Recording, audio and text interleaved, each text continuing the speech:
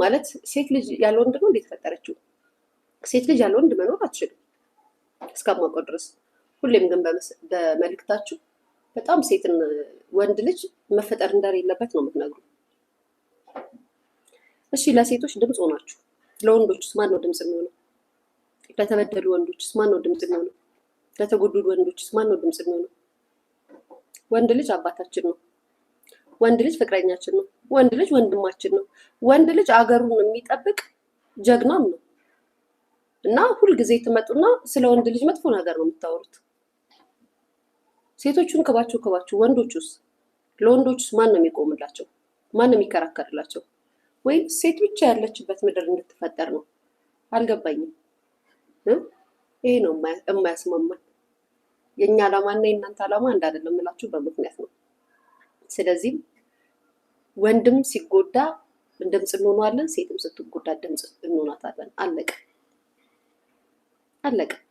በተቀረ ደግሞ እነዚህ ትርኪ ምርኪ እንዝላሉ ሴቶች ድምፅ እንሆን ብላችሁ ብትጮሁ ብታላዝኑ አይ ዶንት ኬር ስራቸው ነው። ደበዘዘ ጋይስ፣ ቪዲዮ የደበዘዘ ቤተሰብ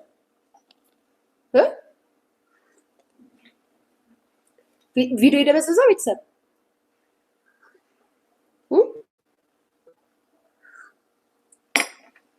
እና ተነስታችሁ የመጣችሁ እኛ ለሴት ልጅ ጠበቃና ሴት ልጅ ጥፋት ቢኖርባት ምናምን ማንም ጥፋት ቢኖርበት ማንም አይቀበሉም።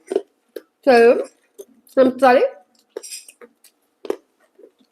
ሰሞኑን አንድ ወንድማችን በትዳር አጋሩ ዘይት ተደፋበት። አላወገዛችሁም። ትክክል ይሁን እያላችሁ ነው። ትክክል ይሁን እያላችሁ ነው። ለሰው ልጅ ባይዘው ለሴት ልጅ የሚለውን ተውትና ለሰው ልጅ መብት ተከራካሪ ነን ብትሉ ይሻላል። የምሬን ነው። ማንም ሚዲያም ከበር አላደረገለትም፣ ማንም አልመለሰለትም፣ ማንም የጮኸለት የለም። እኔስ በራሴ ጉዳይ ቢዚ ሆኜ ነው።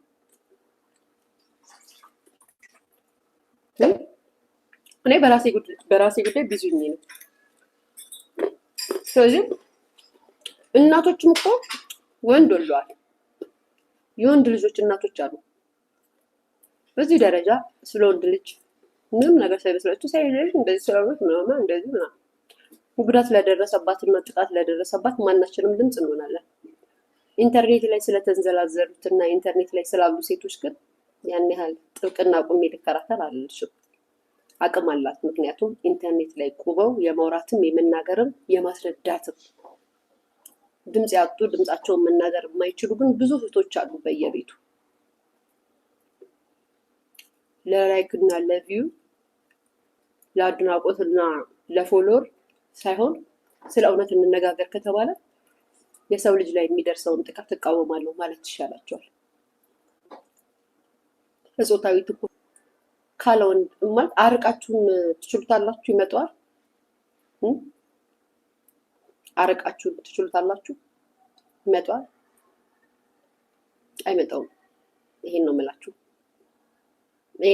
ስለዚህ ለተጎዱት ለሴት ልጅ ሳይሆን ለተጎዱት ድምፅ እንሆናለን ብትሉ ያዋጣናል። ኢትዮጵያ አይደለም።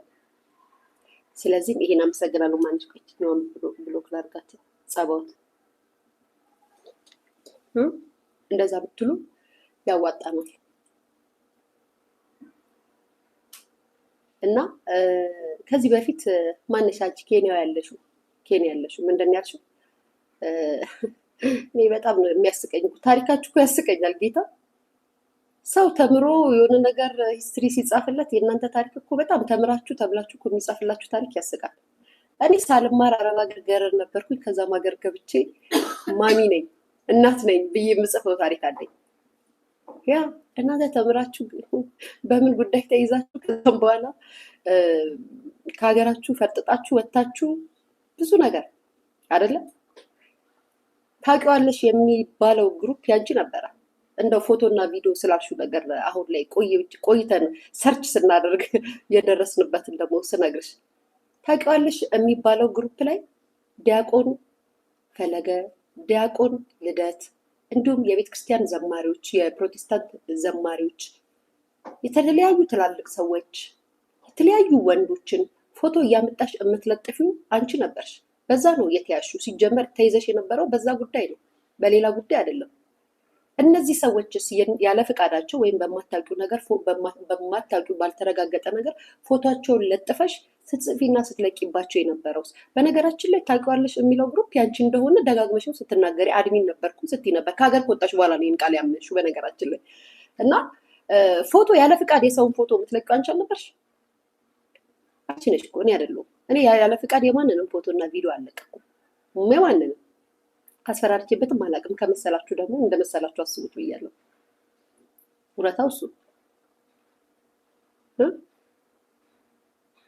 እውነታው እሱ ነው። ስለዚህ እዛ ላይ የተለቀቁት ዘማሪዎች፣ የፕሮቴስታንት ዘማሪዎች፣ የኦርቶዶክስ የቤተክርስቲያን አገልጋዮች ፎቶቸውን ስትለጥፊ እነሱ በቃ አልጠየቁሽም አንቺን።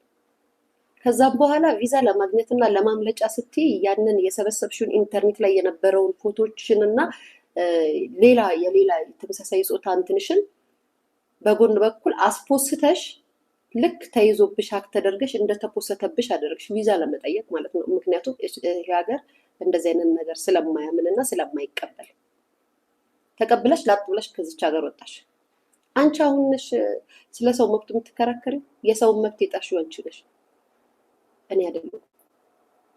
መብት ጥሼ አላውቅም። እኔ መብት ጥሼ አላውቅም፣ ልጥስም አልችልም።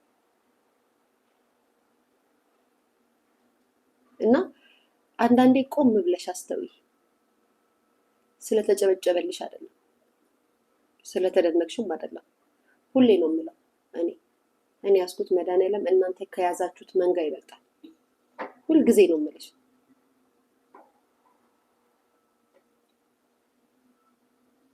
በተቀረ ደግሞ እዚህ ሀገር ያለሽው እንደዚህ ምናምን እኔ ያልገባኝ ነገር ግን እያንዳንዱ ሳይበር ላይ እየወጣችሁ የምታንቀሳቀሱት ነገር እናንተንስ በህግ እንደሚያስጠይቃችሁ ግን አውቃችሁታል? እንደው ቢሆን እራሱ እኔ በህግ ብፈለግ እንኳን ማለት ነው፣ በዚህ አጋጣሚ ጥቆማ ልስጣችሁ ብዬ ነው። እንደው በህግ ብፈለግ እንኳን ህግ የሚፈልገች ሴት እንኳን ብሆን ሚዲያ ላይ ወጥተሽ በ3 ቀን ውስጥ በህግ ቁጥጥር ስር ትገባለች ከሌ እንደዚህ ምናምን እና ጠይቋት እንደዚህ ተብሎ ወንጀለኛን አይሸሽ። ህጉን እንኳን ከሰሽ እንኳን ቢሆን ማለት ነው፣ ህጉን እንኳን አውቀሽ ከሆነ አታውቂውም። ላይክ እና ቪውን ነው የምታውቂው። ምክንያቱም የሚፈለገው ወንጀለኛ ብዙ ነገር ሊያሸሽ ይችላል። በዚህ ደረጃ ነው እንግዲህ የኢትዮጵያን ህግ እየተዳፈርሽ ያለሽው። በዚህ ደረጃ ነው እናንተ ህጉን እንደሚያውቁናችሁ እየተናገራችሁ ያላችሁት።